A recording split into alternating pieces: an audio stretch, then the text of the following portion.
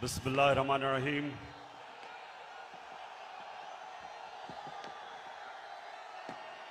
अल्लाह तेरी इबादत करते हैं, तेरे से मदद मांगते हैं।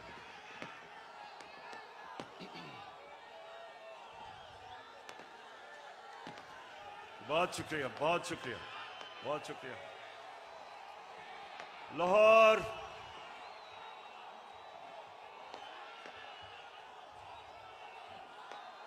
शुक्रिया, शुक्रिया।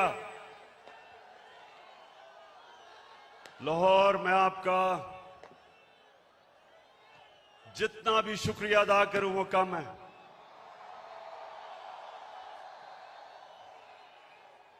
मुझे पता था कि आप मुझे मायूस नहीं करेंगे।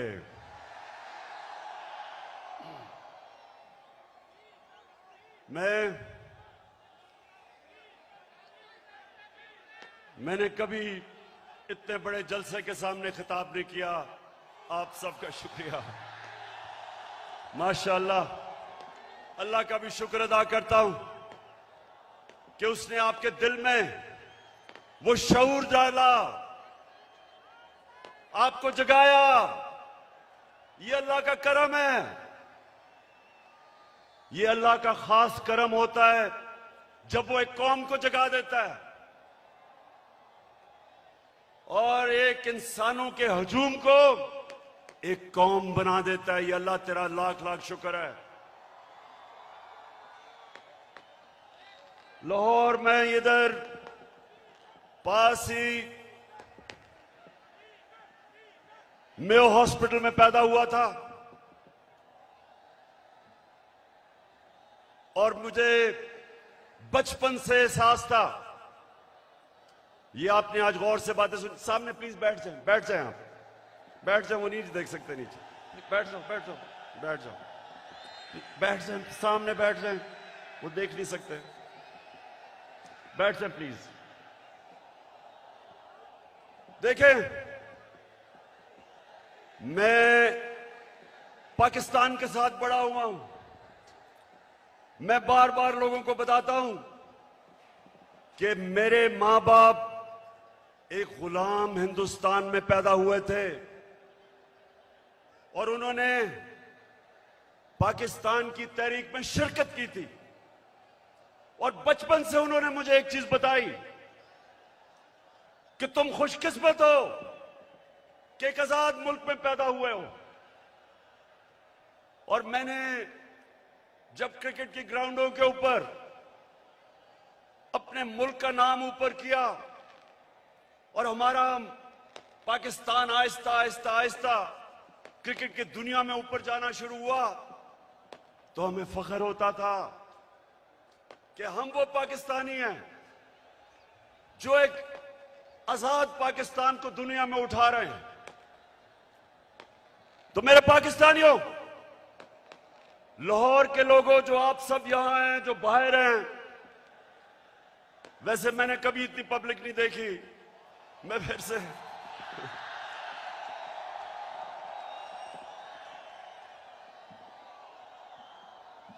आप जितने भी लोग आज मेरी बात सुन रहे हैं, बड़े गौर से आज क्योंकि मैंने आज आपको लाएमल देना है कि हमने ये ना गुलामी कबूल करनी है, ना ये इंपोर्टेड हुकूमत कबूल करनी है। और ये अब आपको पता चला है कि सिलेक्टेड हुकूमत क्या होती है।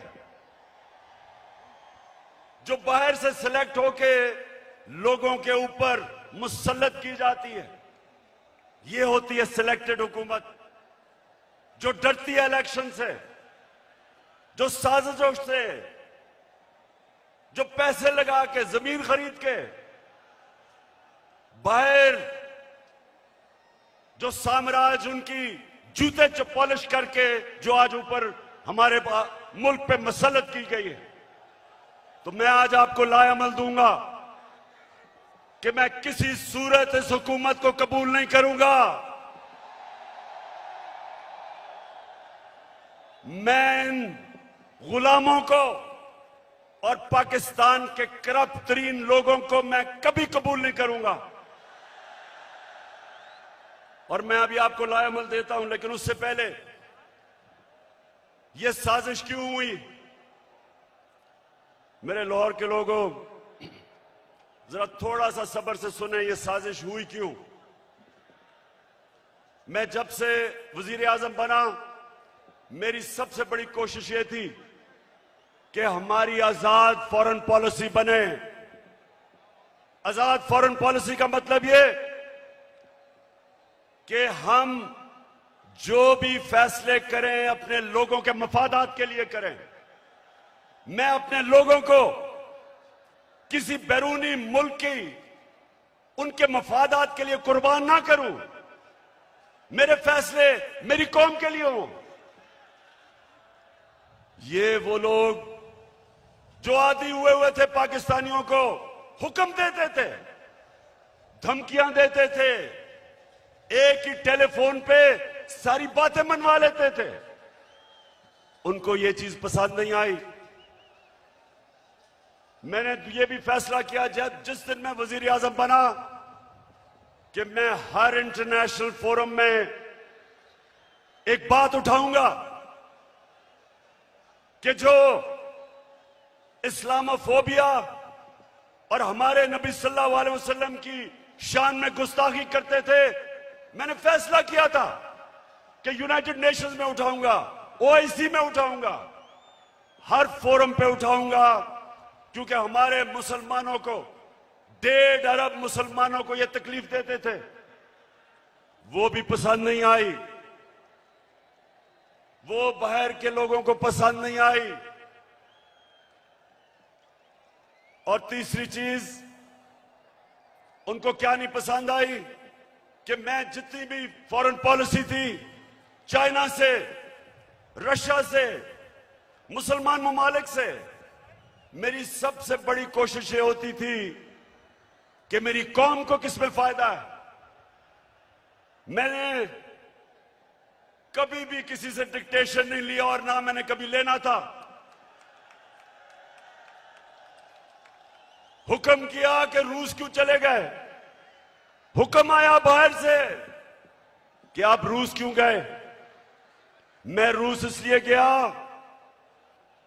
एक पाकिस्तान में गैस खत्म हो रही है, हमने उसे गैस का कॉन्ट्रैक्ट करना था, लेकिन 2 और चीजें, रूस हमें तेल 30% कम कीमत पे दे रहा था।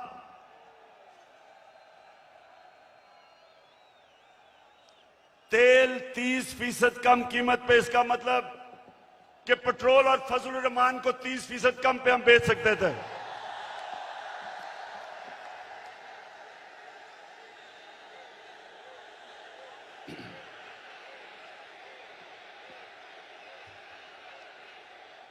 उसके अलावा हमें 20 लाख टन गंदम इंपोर्ट करनी थी रूस से, वो भी हमें 30% कम कीमत पे दे रहे थे।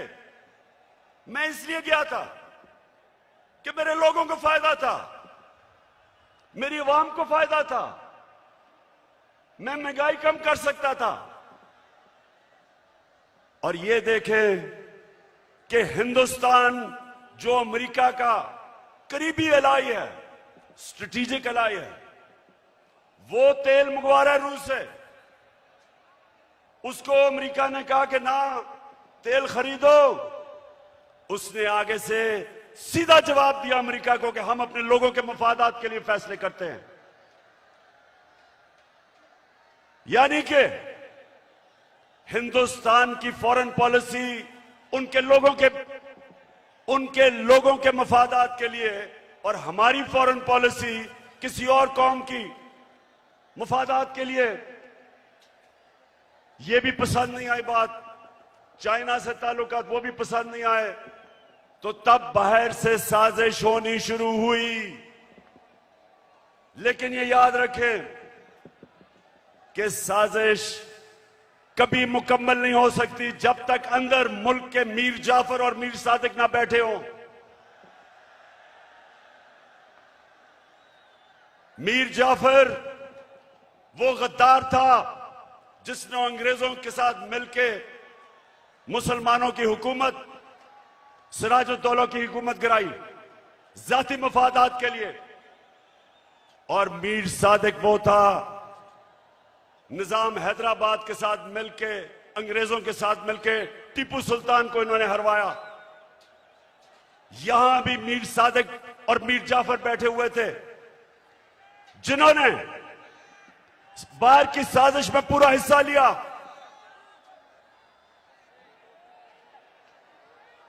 क्या हुआ?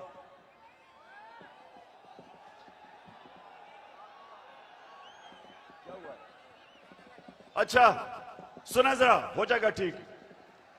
तो ये साजिश बाहर से हुई, अंदर मीर जाफर और मीर सादिक बैठे थे, अंदर थ्री स्टूजेस बैठे हुए थे, इन्होंने इनके साथ मिले।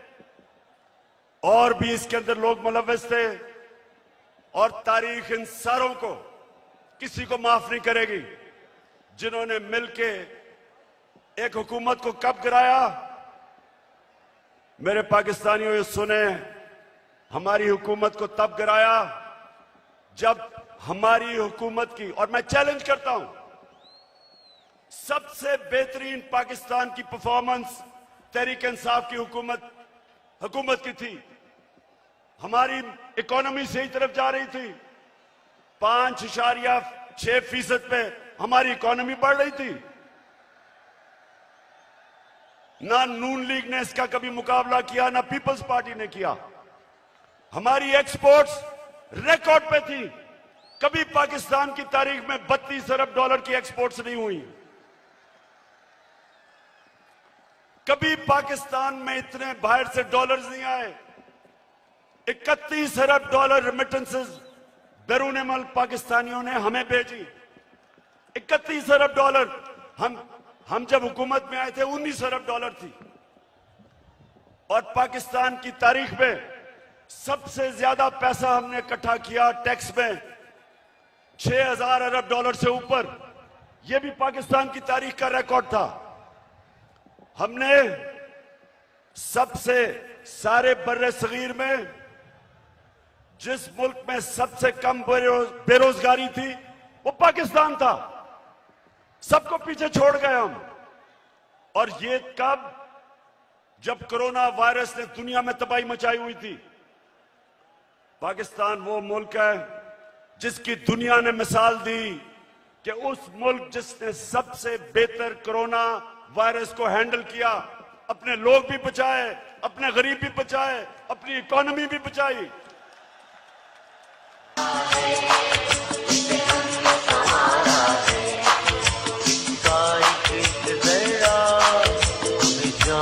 प्यारा है।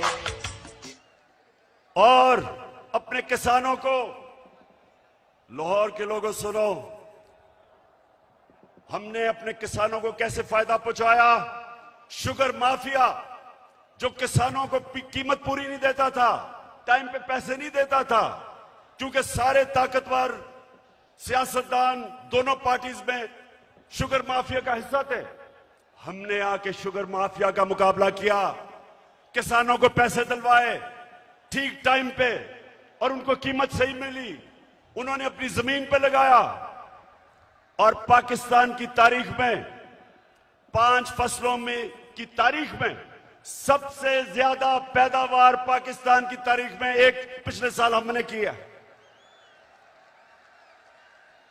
गंदम की रिकॉर्ड पैदावार, गन्ने की रिकॉर्ड पैदावार, मकई की रिकॉर्ड पैदावार, आलू की रिकॉर्ड पैदावार, चावल की रिकॉर्ड पैदावार, यह हमारे दौर में हुआ।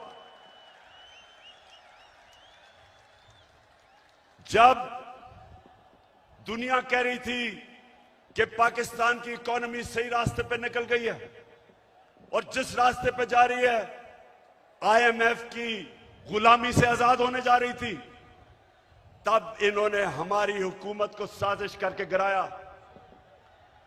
पहले हुकूमतें गिरती थी, 2 दफा बेनजीर की हुकूमत गिरी, 2 दफा नवाज शरीफ की 90 की दिहाई में। जब भी गिरी करप्शन पे गिरी। मैं चैलेंज करता हूं, बताएं कि क्या इमरान खान ने कोई लंदन में फ्लैट लिए, कोई फैक्ट्रियां लगाई? मेरे पे आज इल्जाम लगाया जा रहा है कि जनाब तोशा खाना से इसने कोई चीजें ली। जरा लाहौरियों जरा सुनो, तोशा खाना है क्या? समझो पहले ये क्या है। जो भी तोहफा मिलता है प्राइम मिनिस्टर और उनके वजीरों को, जो भी तोहफा मिलता है वो तोशा खाना में जाता है। इनके जमाने में जब तोशा खाना में प्रेजेंट जाता था तो ये 15% पैसे दे के जो हुकूमत को जाती थी वो खरीद सकते थे। हम आए, हमने 50% रखा, 50% हुकूमत को जाता था और जो भी हम खरीदना चाहे हम खरीद सकते थे। जो भी मैंने खरीदी सब रिकॉर्ड के ऊपर है, सब कानून के अंदर है। और आज मैं आप सबको यह भी बता दूं कि मैंने उन पैसों से जो मेरे घर के नीचे सड़कें जो आम लोगों को भी फायदा पहुंचाती थी, वो तोशा खाना के पैसे से सड़क ठीक की, हुकूमत का पैसा नहीं लिया। मेरा जो घर है मैं कानून के मुताबिक उसको कैंप ऑफिस बना के सारे खर्चे हुकूमत देती है, यानी आप देते हैं टैक्स, आप टैक्स पेयर उसका पैसा सारा देता है। मैं अपने खर्चे देता हूं। मैं कोई ना लाहौर का घर ना वहां कैंप ऑफिस नहीं किया, अपने पैसे से वो चलाया। जो दीवार नीचे बनानी थी सिक्योरिटी फेंस, गवर्नमेंट से पैसे नहीं लिए, अपना ऑफिस चलाया, गवर्नमेंट से पैसे नहीं लिए। और ये लोग जो आज प्रोपेगेंडा कर रहे हैं, मैं चैलेंज करता हूं कि तुम्हारे मैं चैलेंज करता हूं कि कभी पाकिस्तान की तारीख में किसी प्राइम मिनिस्टर ने अपने ऊपर इतना कम पैसा खर्च नहीं किया जो मैंने किया। चैलेंज करता हूं। तो चली है अब तहरीक के होगा ठीक, ये प्यारा पाकिस्तान। दिल में हो नीयत साफ तो हो इंसाफ, कहे इमरान खान। तो चली है अब तहरीक के होगा ठीक, ये प्यारा पाकिस्तान। तो लाहौरियों, एक और वजह कि बाहर से साजिश हुई, अब ये जरा गौर से सुनना है आपने, क्योंकि मैं चाहता हूं इसके बाद जो मैं आपको लाएमल दूंगा वो बड़ा जरूरी है कि पहले आप समझ जाएं कि ये हुआ क्या, ये क्या कितनी बड़ी साजिश इस मुल्क के खिलाफ की गई है। एक और हमारे साम्राज्य जो बाहर बैठे हुए हैं, एक और मसला क्या था कि मैं पहले दिन से, जिस दिन जनरल मुशर्रफ घुटने टेक गया एक टेलीफोन कॉल की अमेरिका से और उनकी जंग में लेके गया, मैं पहले दिन से इसके खिलाफ था। हर फोरम पे मैंने कहा कि ये हमारी जंग नहीं है। हर जगह मैं कहता गया कि पाकिस्तानियों को कुर्बान कर रहे हो किसी और की जंग में। और मैंने ये भी कहा कि अफगानिस्तान में कोई मिलिट्री सोल्यूशन नहीं है, बातचीत से मसला हल होगा। मुझे बुरा भला कहा गया, तालिबान खान कहा गया, मुझे कहा मैं दहशतगर्दों के साथ हूं, मेरी पूरी कैरेक्टर असैसिनेशन हुई। लेकिन मैं क्यों कह रहा था कि हमारी जंग नहीं है? क्योंकि मेरे पाकिस्तानियों, फॉरेन पॉलिसी बनती है, बार बार अपने ज़हन में डाल लो, अपने लोगों के फायदे के लिए। कौन से मुल्क अपने आप को किसी और मुल्क के लिए कुर्बान करता है? 80,000 हमारे लोग शहीद हुए, 6,500 हमारे फौज के नौजवान शहीद हुए, हमारा कबायली इलाका उजड़ गया, 100 अरब से डॉलर से ज्यादा मुल्क को नुकसान हुआ। कभी कोई कमीशन बैठी, कभी किसी ने यह सोचा कि ये किसने हमें इस जंग में लेके गया ताकि आगे से हम इस तरह की हिमाकत ना करें। तो जब मेरे से इंटरव्यूअर ने पूछा क्या आप अमेरिका को बेस देंगे, क्या कहा मैंने? और क्या आप मेरे से कोई और उम्मीद रखते थे? एब्सोल्युटली नॉट के अलावा कोई उम्मीद रखते थे? क्योंकि मेरा जीना मरना पाकिस्तान में है। ये मेरा मुल्क है, ये मेरे लोग हैं। मैं क्यों अमेरिका के लिए अपने लोगों को कुर्बान करूं? तो ये भी उनको तकलीफ थी। उनको चाहिए थे चेरी ब्लॉसम बूट पॉलिश करने वाले, जो कहता कि बेगर्स आर नॉट चूजर्स, यानी कि क्योंकि हम मकरूज हैं, हम गुलाम हैं, हम आपके जूते पॉलिश करेंगे। पाकिस्तानियों, ये याद रखो, मैं बार बार आपको एक चीज कहता हूं, कभी कभी किसी जमात को वोट ना दो जिनके लीडर्स के पैसे जायदादें मुल्क से बाहर पड़ी हैं, कभी उनको वोट ना दो। ठीक करेगा सब कप्तान, नया बनेगा पाकिस्तान, नया बनेगा पाकिस्तान, नया बनेगा पाकिस्तान। डट के खड़ा है अब इमरान, नया बनेगा पाकिस्तान। डट के खड़ा है अब इमरान, ठीक करेगा सब कप्तान। क्योंकि जिधर इनके पैसे बाहर पड़े हैं, इनकी जायदादें बाहर पड़ी हैं, इनकी प्रॉपर्टीज बाहर हैं, इनके ऑफशोर अकाउंट्स बाहर हैं, ये याद रखें, ये कभी साम्राज्य का प्रेशर बर्दाश्त नहीं कर सकते। ये वो करेंगे जो उनको हुक्म मिलेगा। उनको इस तरह के करप्ट गुलाम पसंद इसलिए हैं कि ये हमेशा उनके सामने झुके रहेंगे। 400 ड्रोन अटैक हुए पाकिस्तान में। पाकिस्तानियों, 400 ड्रोन अटैक हुए यहां। कोई दुनिया में मिसाल ही नहीं कि जिस मुल्क के लिए आप जंग लड़ रहे हैं वो आपके ऊपर ही बमबारी कर रहा है, इसकी कोई मिसाल नहीं मिलती। 400 ड्रोन अटैक हुए पाकिस्तान में।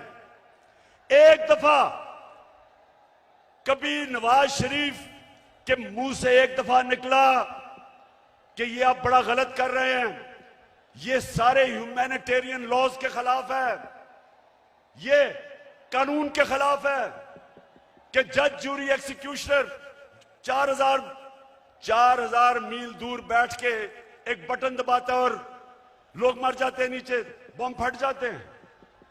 ये 400 ड्रोन अटैक्स हुए पाकिस्तान में। एक लफ्ज इनके मुंह से नहीं निकला। मैं निकला सड़कों पे, मैंने धरने किए ड्रोन्स के खिलाफ, मैंने हर जगह अपनी आवाज बुलंद की, लेकिन इनके मुंह से एक लफ्ज नहीं निकला, क्योंकि ये अपने पैसे के गुलाम हैं और पैसे बाहर पड़े हुए हैं इनके। और मेरे पाकिस्तानियों, जो मुझे सबसे ज्यादा तकलीफ है, आप में अभी हौसला है ना, मैंने आपसे बड़ी जरूरी बातें करनी है।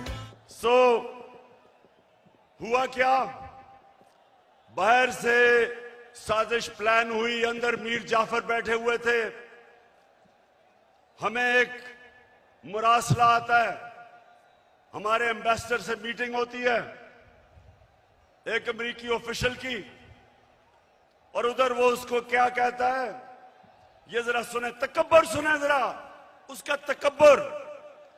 हमारे एम्बेसडर को कहता है कि अगर तुमने इमरान खान को इस नो कॉन्फिडेंस मोशन में ना हराया तो पाकिस्तान को बड़ी मुश्किलों का सामना करना पड़ेगा। तकब्बर सुने, 22 करोड़ हमारी अवाम, दुनिया का 5वां 6वां बड़ा मुल्क, और एक ऑफिशियल हमारे एम्बेसडर को कह रहा है कि अगर तुमने इमरान खान को, ये जो उसके खिलाफ नो कॉन्फिडेंस मोशन आ रहा है, अभी आया नहीं था, उसको पहले ही पता था, कहता कि अगर ये आपने इसको ये अगर कामयाब ना हुआ इसके खिलाफ तो पाकिस्तान को बड़ी मुश्किलों का सामना करना पड़ेगा। लेकिन अगर कामयाब हो गया, और ये सुनो मेरे पाकिस्तानियों, कहता अगर कामयाब हो गया तो हम पाकिस्तान को माफ कर देंगे।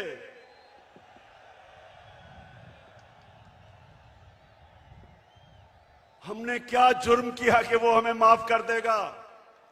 कि क्या ये जुर्रत की कि हम रूस चले गए अपने मुल्क की खातिर, या ये कहा कि हम आपको बेच नहीं देंगे? तो मेरे मेरे लाहौर के लोगों, ये याद रखो कि उनको ये किधर से गलत आदतें पड़ी। हिंदुस्तान को क्यों नहीं ये कहते? इनकी जुर्रत है हिंदुस्तान के प्राइम मिनिस्टर को वहां, अच्छा प्राइम मिनिस्टर मैं हूं, ये सुना जरा, चीफ एग्जीक्यूटिव पाकिस्तान का मैं हूं, और मैसेज ये किसको दे रहे हैं? किसको कह रहे हैं किसको हटा दो? बताएं किसको कह रहे हैं? प्राइम मिनिस्टर तो मैं था। तो मेरे पाकिस्तानियों जरा गौर से सुने, ये साजिश फिर क्या होता है? एकदम अगले दिन अदम एतमाद की वो आती है तहरीक, वो टेबल करते हैं असेंबली में, और हमारे जनाब 20 लोगों को वहां सिंध हाउस में जाना शुरू हो जाते हैं, उनकी बोली लग जाती है, 20-20 करोड़ में उनके जमीर बिकने शुरू हो जाते हैं।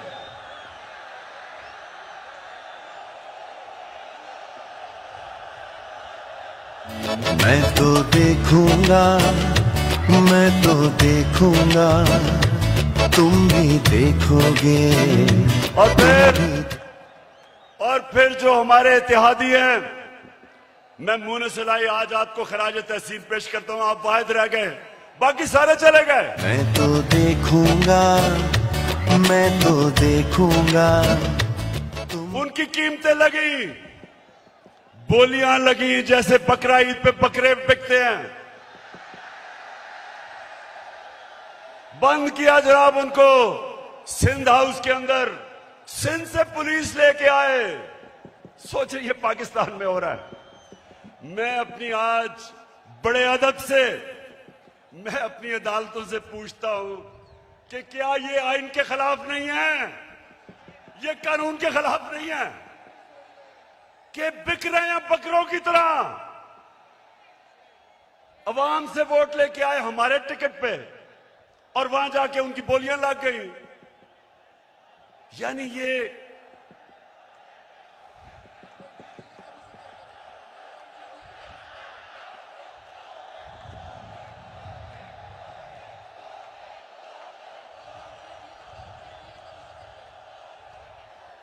वैसे देखो मेरे पाकिस्तानियों, एक आप सब ने वादा करना है, वोट हमें दे या ना दे, मैं आप सारे पाकिस्तानियों से बात कर रहा हूं, लेकिन खुदा के वास्ते कभी इन लोटों को सारी जिंदगी वोट नहीं देना आपने।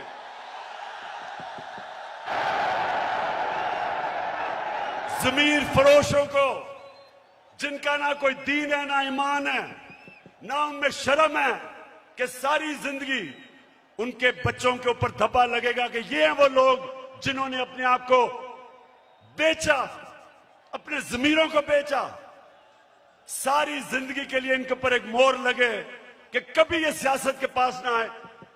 जिन जिन हलकों में ये जाएंगे, मेरी कौम पाकिस्तानियों, अगर आपने इनको किसी भी हलके में जीतने दिया, आप इस मुल्क से गद्दारी करेंगे।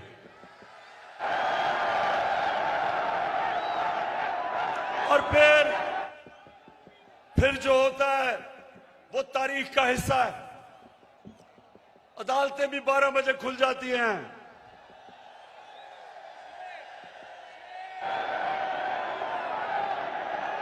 मेरे यहां दोनों स्पीकर बैठे हुए हैं, एक्स स्पीकर असद कैसर भी बैठा हुआ है और कासिम सूरी, दोनों हीरो हैं।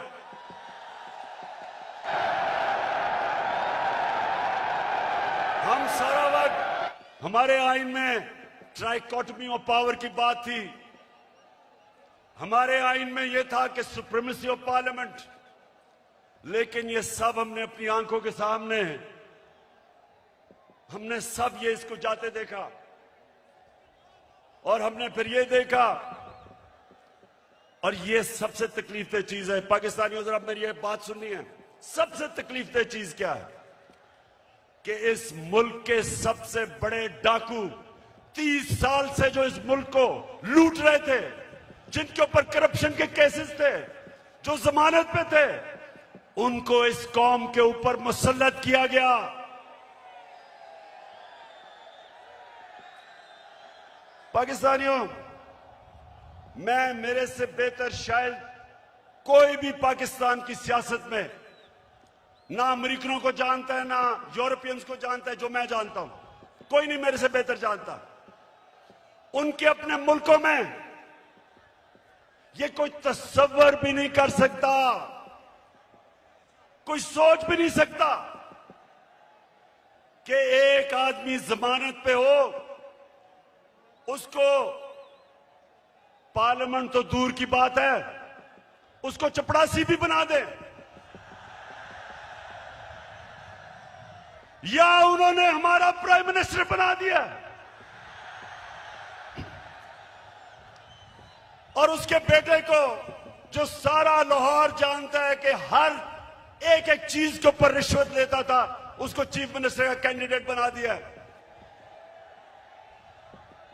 मैं ये सोचता हूं, आज मेरे पाकिस्तानियों सुनो जरा, मैं ये सोचता हूं क्योंकि मैं उन माशरों को बड़ी अच्छी तरह जानता हूं कि वो हमें कितनी हकारत से देखते हैं। हमें वो क्या समझते हैं कि चोरों के हमारे ऊपर मुसल्लत कर दिया। खुद सोचो, 20 साल ये जो आज बैठे हुए हैं, ये एक दूसरे को चोर कहते रहे हैं। क्या ये चेरी ब्लॉसम ने नहीं कहा था कि मैं आसिफ जरदारी का पेट फाड़ के पैसा निकालूंगा? ये क्या लोगों को बेवकूफ समझते हैं? क्या नवाज शरीफ ने 2 दफा आसिफ जरदारी को जेल में करप्शन पे नहीं डाला था? और क्या आसिफ जरदारी ने हुदैबा पेपर मिल का अरबों रुपए का केस नवाज शरीफ और शहबाज शरीफ पर नहीं किया था? और क्या ये दोनों मिलके फजल रहमान को डीजल नहीं कहते थे?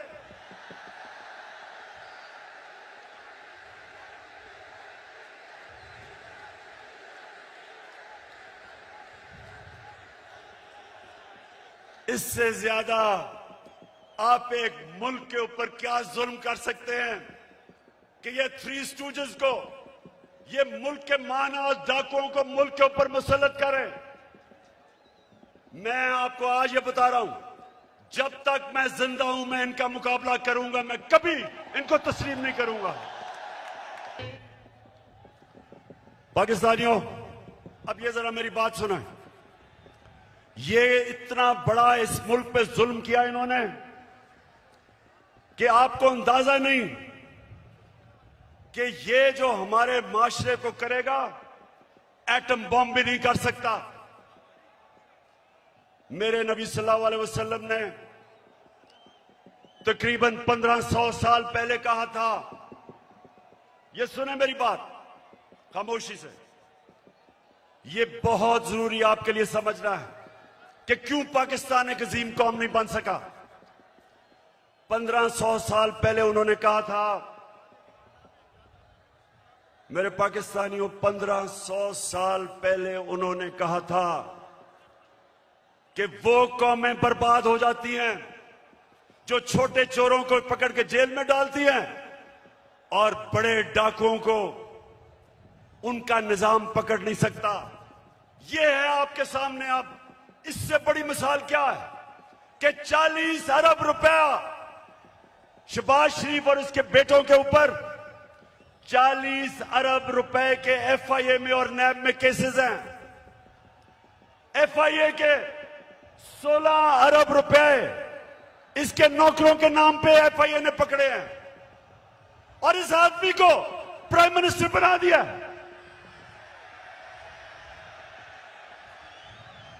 मैं आज सारी दुनिया से पूछता हूं, अपनी सारी कौम से पूछता हूं कि मुझे यह बताएं आप कि वो जो एफआईए के, और मैं उनको खराज तहसीन पेश करता हूं एफआईए के ऑफिसर्स को जिन्होंने इसके केस निकाले और पकड़े। जब इसका बेटा सलमान शहबाज बाहर भाग गया, जब उसे पता कि एफआईआर पकड़ने लगी है, उससे पहले दमाद इनकी अपनी हुकूमत में, जब नून लीग की हुकूमत थी, इसका शहबाज शरीफ का दमाद बाहर भागा करप्शन के केसेस से डर के। नवाज शरीफ के दोनों बेटे बाहर भागे क्योंकि वो बता नहीं सकते थे कि अरबों रुपए की प्रॉपर्टीज इनके पास लंदन में किधर से आई। इसहाक डार प्राइम मिनिस्टर के प्लेन पे नून लीग की हुकूमत में बाहर भागा, उसके बेटे बाहर भागे हुए हैं। ये लोगों को हमारे ऊपर मुसल्लत किया जा रहा है। 95% इनके ऊपर केसेस हमारे दौर में नहीं बने, पहले के बने हुए हैं। और ये लोग आज जिधर आके बैठ गए हैं, मुझे ये बताएं कि कौन सा गवर्नमेंट ऑफिसर इनके खिलाफ एक्शन लेगा? कब आगे से FIA कब इनके खिलाफ एक्शन लेगी? जब उनको पता ये होगा कि ये तो उनके ऊपर इंतकामी कार्रवाई करेंगे अगर वापस आ गए। अब सोचें, कहीं दुनिया में होता है कि वो FIA जिसने इसके ऊपर केसेस निकाले हैं, ये उसी के ऊपर आके बैठ गया और सबसे पहले इसने उस दिलेर ज़हीन ऑफिसर को फारग किया है जिसने इसके केसेस पकड़े थे। तो मैं फिर बड़े अदब से अपनी अदलिया से पूछता हूं कि क्या आपका काम नहीं इनकी हिफाजत करना, इन ऑफिसर्स की? क्या आपका काम नहीं कि एक कॉन्फ्लिक्ट ऑफ इंटरेस्ट, कि जो आदमी FIA में पकड़े हुए केसेस, आपका काम नहीं उनकी हिफाजत करना? तो पाकिस्तानियों, मैं आज आपके सामने एक और बात कहता हूं। 3.5 साल मैं हुकूमत में कोशिश करता रहा कि इनके केसेस आगे बढ़े। 3.5 साल में कोशिश करता रहा। पुराने केसेस थे इनके, जरदारी के ऊपर अरबों रुपए के केस थे, उसकी और उसकी वो जो ओमनी ग्रुप, बिलावल भुट्टो को भी उसी अकाउंट से पैसा जा रहा है, फेक अकाउंट से, जिधर रेहान अली को पैसा जा रहा है। साफ ओपन एंड शट केस, वो जो सिंध का चीफ मिनिस्टर है उसके ऊपर पूरा केस ओपन एंड शट, लेकिन कुछ होता ही नहीं था। मेरे नीचे ना नैब भी मेरे नीचे नहीं, अदलिया आजाद। क्या कर सकते थे? स्वयं FIA के केसेस जो इसके ऊपर हुए और वो भी डर डर के बेचारों ने किया, तो मेरे हाथ में क्या था? और जिनके हाथ में पावर थी, मैं आज आपको यह कहना चाहता हूं कि वो करप्शन को बुरा ही नहीं समझते थे। उनके लिए करप्शन बड़ी चीज ही नहीं थी।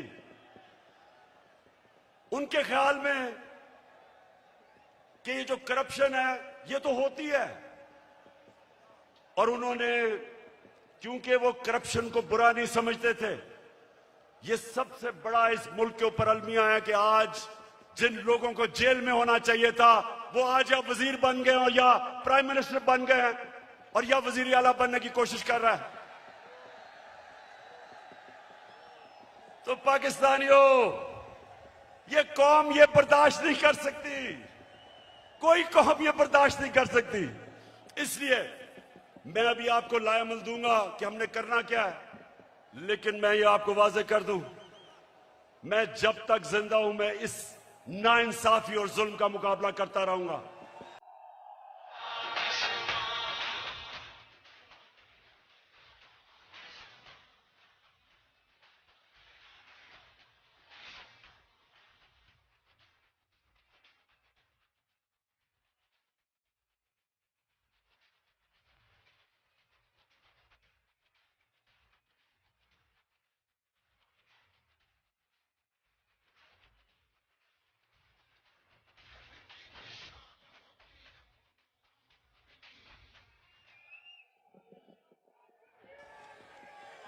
पाकिस्तानियों, लाहौर के मेरे बाशऊर शहरियों,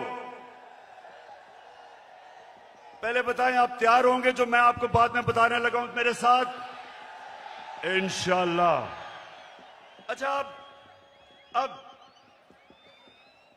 अब मैं आपको जिस चीज की मुझे और बहुत तकलीफ है कि वो केसेस जो भी ताकतवर है यहां, उनको हमारा इंसाफ का निजाम कानून के नीचे ला ही नहीं सकता। अब ये सोचें कि जब हमारे नबी सल्लल्लाहु अलैहि वसल्लम ने कहा था कि कौम तबाह हो जाती जब ताकतवर को नहीं पकड़ती, डाकू को और सिर्फ छोटे चोरों को पकड़ती है। उनकी सोचें, उनकी हिकमत, यानी उनमें अल्लाह ने उनको सबसे दुनिया का अजीम आदमी किसी वजह से बनाया था और हमें हुक्म किया था कि उनकी सुन्नत पे चलो। देखिए, छोटा चोर भैंस चोरी कर लेगा, मोटरसाइकिल चोरी कर लेगा, ज्यादा से ज्यादा गाड़ी चोरी कर लेगा, कितना पैसा बना लेगा। लेकिन जब बड़ा डाकू चोरी करता है, अरबों रुपए की चोरी करता है, अब वो बिस्तर के नीचे नहीं वो पैसा रख सकता, वो बैंक में नहीं डाल सकता क्योंकि पकड़ा जाएगा। लिहाजा वो पैसा मुल्क से बाहर भेजता है, दुगना नुकसान करता है, चोरी भी बड़ी करता है। और जब वो पैसा मुल्क से बाहर भेजता है, जिसको मनी लॉन्ड्रिंग कहते हैं, तो वो डॉलर खरीद के भेजता है। जब वो डॉलर खरीदता है, डॉलर के ऊपर प्रेशर पड़ता है, रुपए की कीमत गिरती है। जब रुपया गिरता है, महंगाई आती है, गुर्बत बढ़ती है। आज ये हाल है कि यूनाइटेड नेशंस के सेक्रेटरी जनरल ने एक कमेटी बनाई है जिसको कहते हैं फैक्ट टाइप पैनल। उस पैनल को उसने कहा इन्वेस्टिगेट करो कि क्या वजह है कि गरीब मुल्क गरीब हो रहे हैं और अमीर मुल्क अमीर हो रहे हैं।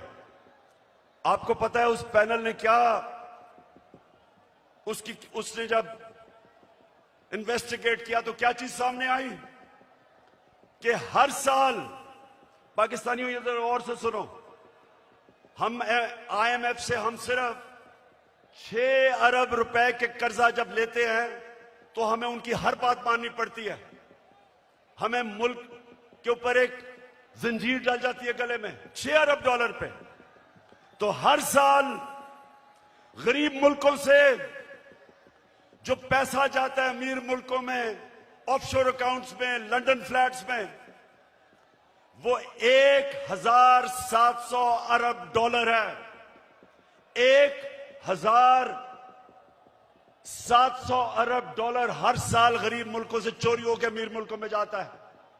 हमारे मुल्क से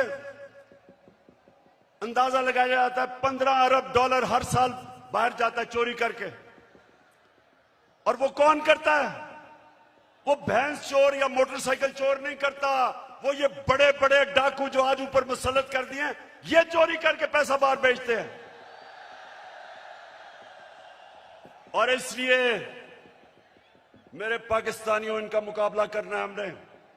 ये है हमारी हकीकी आजादी की जंग जो मैं आपको आज तैयार करवाने आया हूं उसके लिए।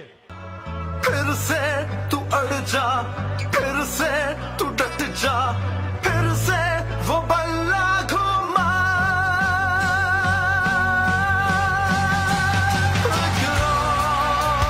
कदम बढ़ा, फिर से वो लम्हा दोहरा जब जीत के आया था, फिर से वतन को जिता।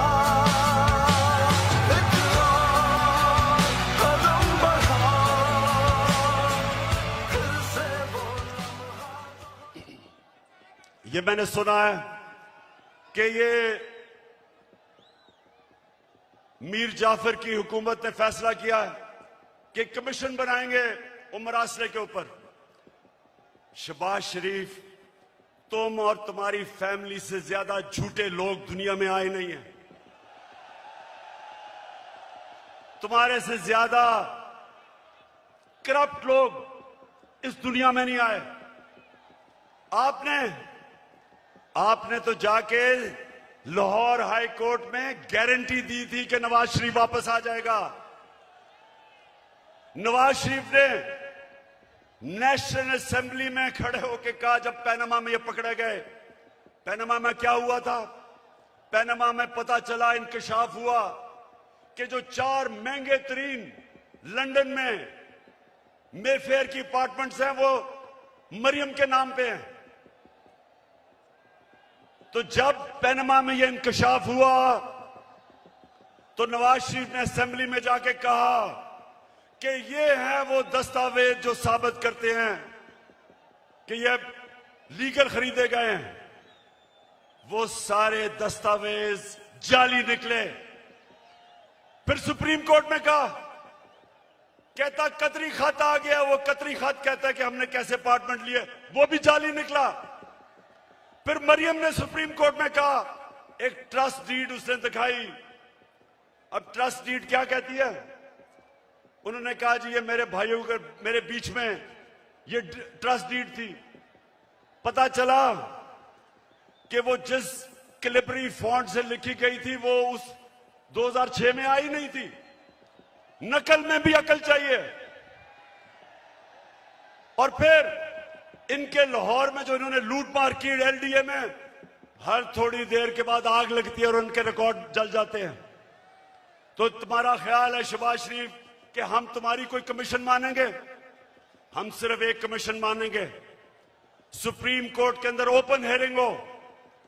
जिस तरह धांधली के ऊपर कमीशन बनी थी, ओपन हेयरिंग हो, मीडिया के सामने हो, ताकि सबको पता हो कि कितनी बड़ी साजिश हुई है पाकिस्तान से।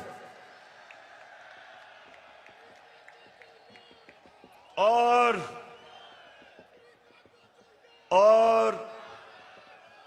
ये जो भी चीफ इलेक्शन कमिश्नर, ये जो चीफ इलेक्शन कमिश्नर है, इसको तो नून लीग के अंदर कोई ऑफिस का ओहदा दे दो। इसका जितना इसने तहरीक इंसाफ के खिलाफ काम किया आके, मैं तो कहता हूं कि नून लीग के लोग भी शर्म आती उनको काम करते हुए कि सारे फैसले हमारे खिलाफ। फॉरेन फंडिंग केस क्या है? हमें बैरून मुल्क पाकिस्तानियों ने पैसे भेजे, वो पाकिस्तानी जो कि 31 अरब डॉलर इस मुल्क को भेजते हैं जिस पे पाकिस्तान चलता है, वो फॉरेन फंडिंग नहीं है। और हमने इनको बार बार कहा है कि जब भी आप इन्वेस्टिगेट करें तो नून लीग की भी साथ इन्वेस्टिगेशन करें, पीपल्स पार्टी की भी करें। और लाहौर के लोगों, मैं आपके सामने दावा करता हूं कि जब भी हमारी सामने इन्वेस्टिगेशन होगी, दूध का दूध पानी का पानी हो जाएगा। एक पार्टी होगी पाकिस्तान की तारीख में जो पॉलिटिकल फंड रेजिंग करती है, लोगों से पैसे इकट्ठे करती है। इनके पैसे वो बिजनेसमैन देते हैं जिनके साथ मिलकर ये पैसे बनाते हैं, उनको कॉन्ट्रैक्ट्स दिलवाते हैं, फिर उनसे पैसे लेते हैं। एक एक का नाम भी मुझे पता है, उनसे पैसे लेते हैं। इनके पास कोई फंड रेजिंग का तरीका नहीं है। तो मैं चैलेंज करता हूं कि अगर हिम्मत है तो हम तीनों के इकट्ठे केस सुनो, ताकि सारी कौम को पता हो, सारी कौम के सामने आए कि वहां जरदारी फैमिली के अलावा कोई नहीं आता ऊपर, यहां शरीफ फैमिली के अलावा कोई नहीं आता, उधर फजल रहमान के बेटों के अलावा कोई नहीं आता। कोई आपको शर्म नहीं आती कि किसी में सलाहियत नहीं ऊपर आने की? हमारी पार्टी में क्यों नहीं है? बताएं मेरा कौन सा रिश्तेदार है? बताएं कौन है रिश्तेदार, कौन सा दोस्त है मेरा पावर में? क्योंकि मेरिट के ऊपर चल रहे हैं हम। ये खानदानी पार्टीज, मैं इनके ऊपर हैरत मुझे होती है कि क्यों नहीं इनको अजीब लगता कि वो एक बच्चे को बाहर से उर्दू उसको पूरी आती नहीं, उसके सामने बड़े बड़े झुके हुए होते हैं। वो जब नवाज शरीफ प्रेसिडेंट ओबामा को मिला पर्चियां पकड़ के, तो जिसकी काम पे टांग नहीं थी, 14 साल हो गए, उर्दू नहीं आ रही सही तरह, करती करते में फर्क ही नहीं पता चलता उसको। तो दूसरी तरफ वो मरियम तैयार है, जिसने जिंदगी में 1 घंटे का काम नहीं किया, वो तैयार बैठी है। उसका बेटा तैयार बैठा है, उनके रिश्तेदार तैयार बैठे हैं सबके। तो कोई इनके लोगों को कोई एहसास नहीं कि ये हैं कौन, इनकी सलाहियत क्या है स्वाय चोरी करने के, कि इनके अलावा कोई ऊपर ही नहीं आ सकता। मैं आपसे आखिर में अब जो मैं बात करने आया था, आप सबको यहां इकट्ठा किया, उस पे मैं आने लगा हूं। तो मैं सबसे पहले पाकिस्तानियों, अब आपने थोड़ी सी जरा तहम्मुल से मेरी बात सुननी है, क्योंकि इसके लिए मैंने आज आपको बुलाया है। देखिए पाकिस्तानियों, आज आज वो दिन है 84 साल पहले इल्लामा इकबाल इस दुनिया से गए थे। सामने उनका मजार है और वो एक ऐसा इंसान था, शायद ही कोई ऐसा ज़ेन 500 साल में मुसलमान दुनिया में आया हो।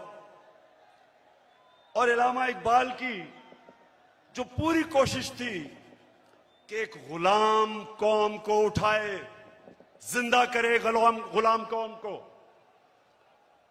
उनकी इतनी शायरी है। लेकिन जो मुझे सबसे ज्यादा पसंद है और आज जो मैं एक फिक्रा कहना चाहता हूं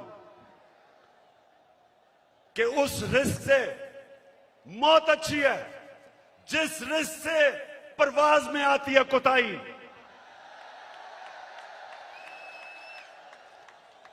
पाकिस्तानियों, यहां 1940 में जब कायद आजम ने पाकिस्तान की रेजोल्यूशन करारदाद पाकिस्तान पास की थी, तो वो क्यों एक इतनी बड़ी ख्वाब उन्होंने यह अनाउंस की थी कि हिंदुस्तान के मुसलमानों ने फैसला किया कि हम एक आजाद मुल्क में रहना चाहते हैं।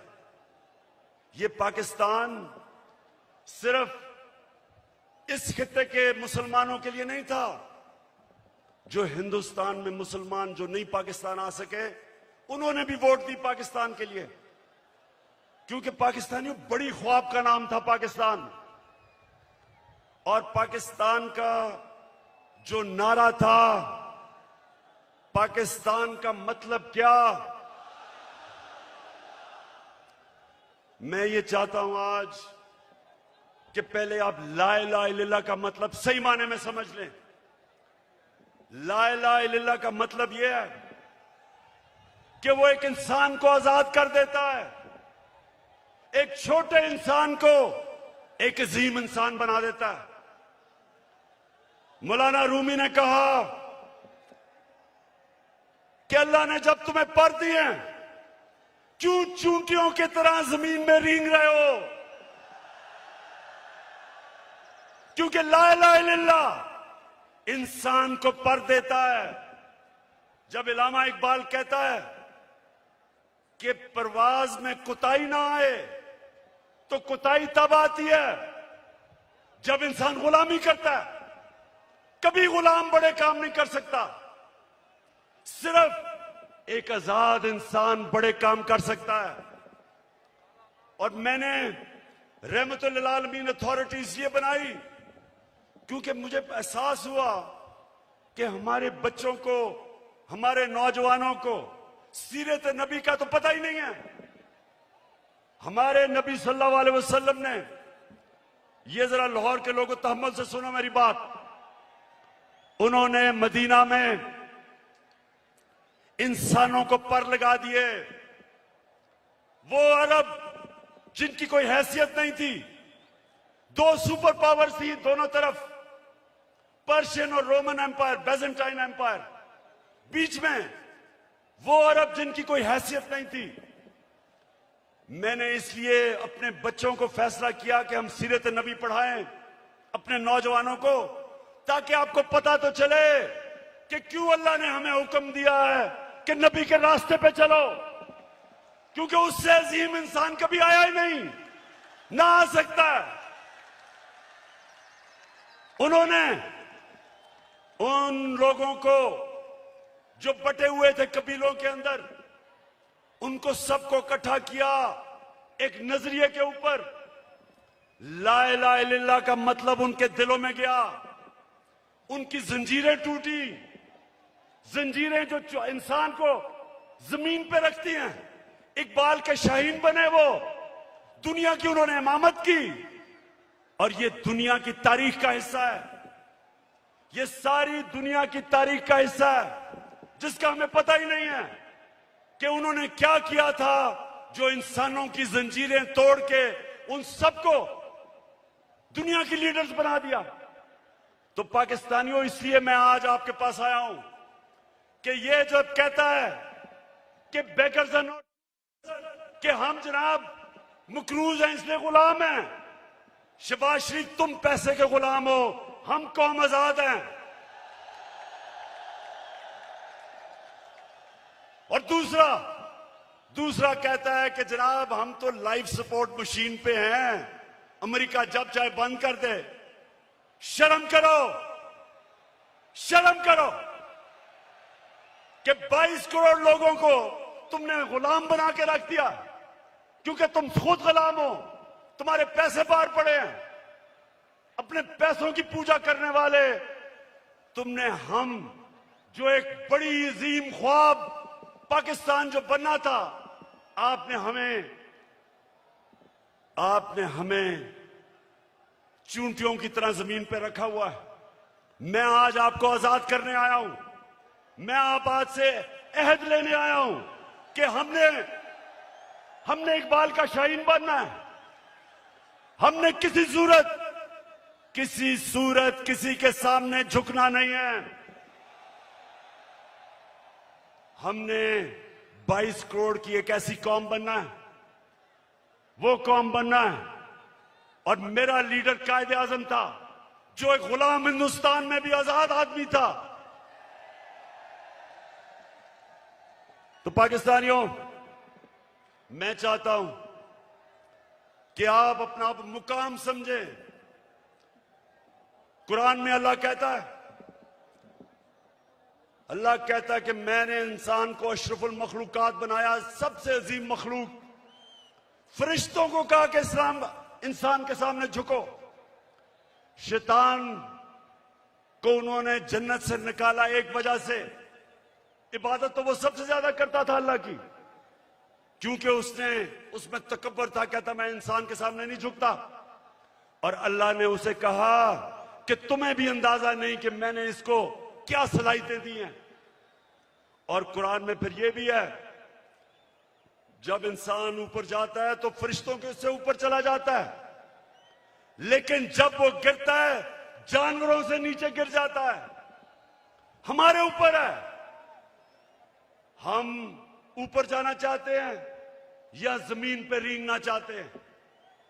पाकिस्तानियों, आप एक दफा फैसला कर लें।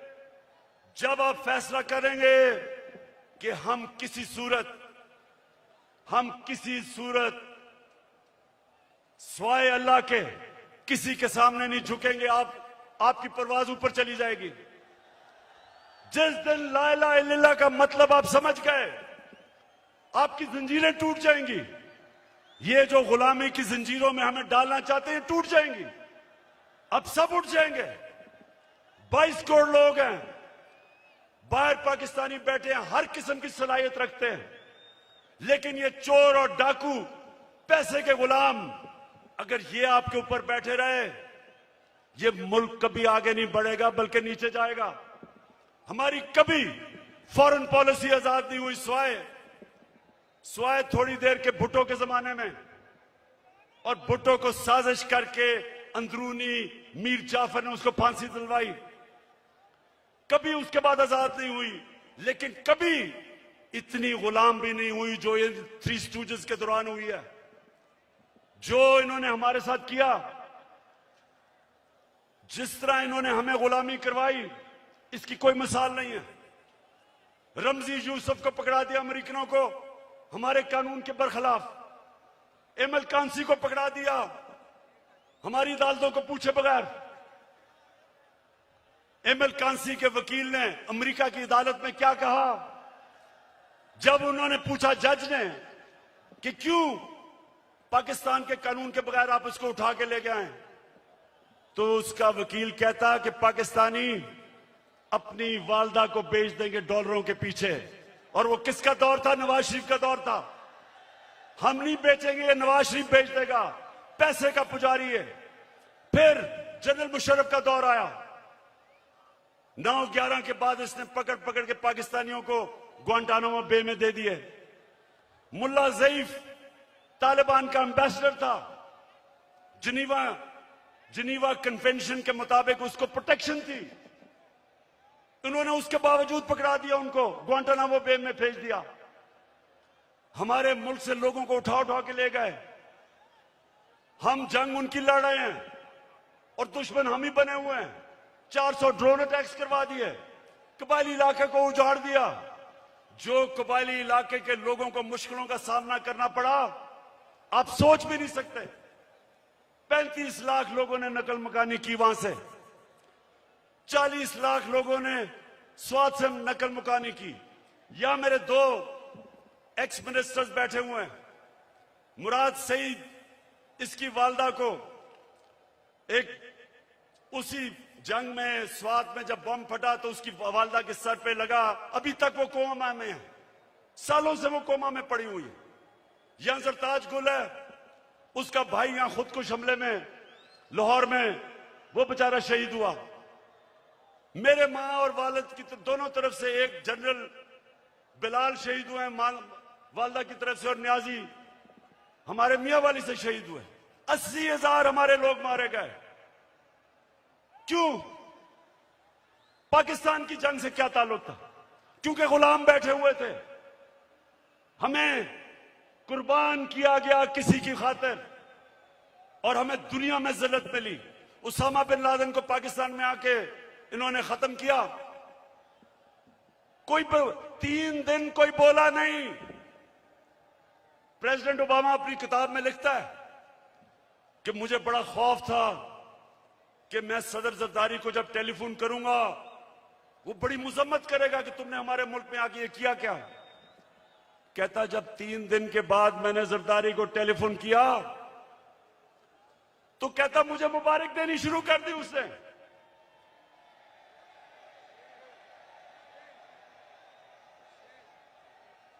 किसी के मुल्क में आके जो आपकी जंग लड़ रहा है, उसी मुल्क में आके आप किसी को मार दें और आपको बताएं भी ना, और वो सारी लीडरशिप हमारी पैरों में पड़ी हुई थी।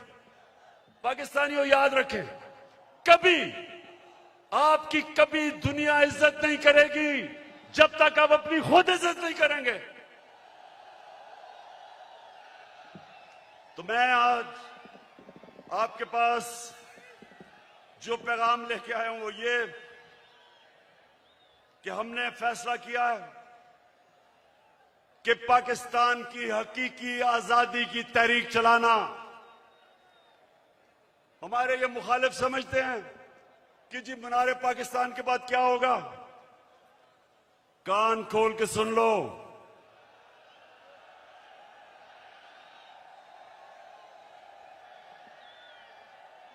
कान खोल के सुन लो कि असल पार्टी तो अब शुरू हुई है। डट के खड़ा है अब इमरान, ठीक करेगा सब कप्तान, नया बनेगा पाकिस्तान, नया बनेगा पाकिस्तान, नया बनेगा पाकिस्तान। डट के खड़ा है अब इमरान, नया बनेगा पाकिस्तान, डट के खड़ा है अब इमरान, ठीक करेगा सब कप्तान, नया बनेगा पाकिस्तान, नया बनेगा पाकिस्तान, नया बनेगा पाकिस्तान। हमने सारे पाकिस्तान, ये मैं तहरीक इंसाफ को कॉल नहीं दे रहा, मैं अपने सारे पाकिस्तानियों को कॉल दे रहा हूं, बल्कि मैं नून लीग और पीपल्स पार्टी के लोगों को जो इस मुल्क में आजादी चाहते हैं, जिनको पता नहीं कि कितनी बड़ी साजिश हुई है, मैं उनको भी आज पैगाम दे रहा हूं कि आपने सबने तैयारी करनी है। गली गली, मोहल्ले मोहल्ले, शहरों में, गांव में आपने सबने तैयारी करनी, आज से शुरू करनी है। आपने मेरी कॉल की इंतजार करनी है जब मैं आप सबको इस्लामाबाद बुलाऊंगा।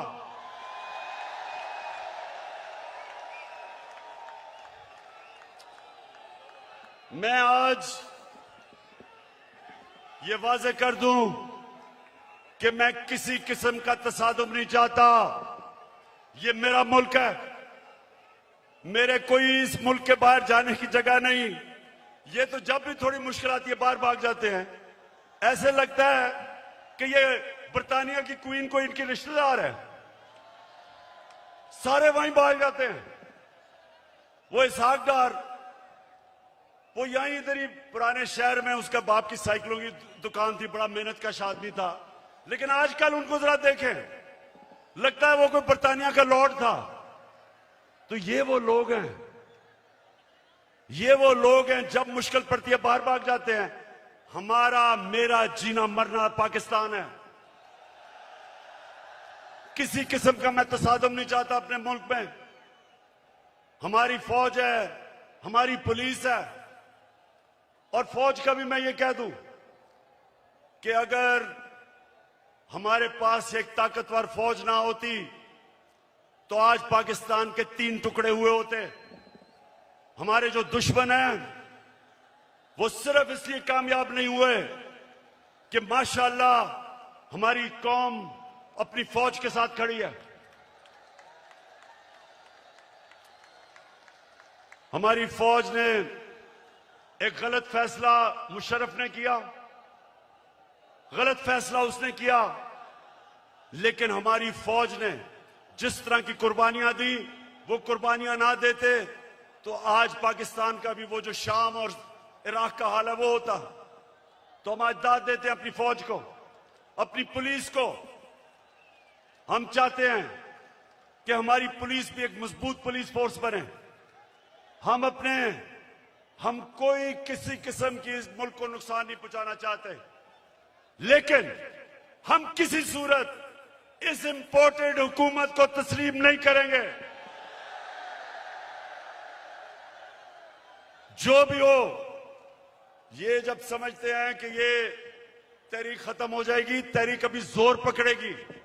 मैंने अपनी सारी पार्टी के बड़े बड़े सीनियर्स को कहा है कि इन्होंने निकल जाना सारे पाकिस्तान में।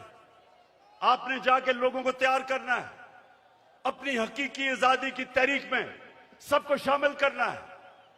आपने अपने इलाकों से निकल के और सीनियर लीडरशिप ने पाकिस्तान के उन इलाकों में जाना है ताकि लोग तैयार हों, मेरी कॉल की इंतजार करें। और मैं सिर्फ एक चीज चाहता हूं, कोई और चीज नहीं चाहता।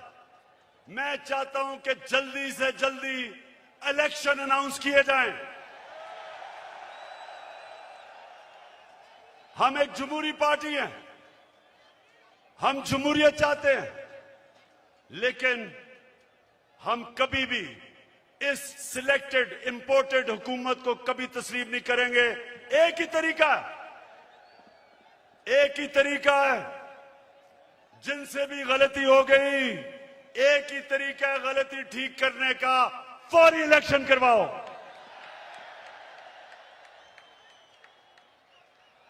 सत्ताईसवीं तारीख को मैं चाहता हूं मेरे पाकिस्तानियों, 27वीं तारीख को शबे दुआ की रात हम बनाएं। अल्लाह से दुआ करें कि हमारी हकीकी आजादी की तहरीक को कामयाब करे अल्लाह।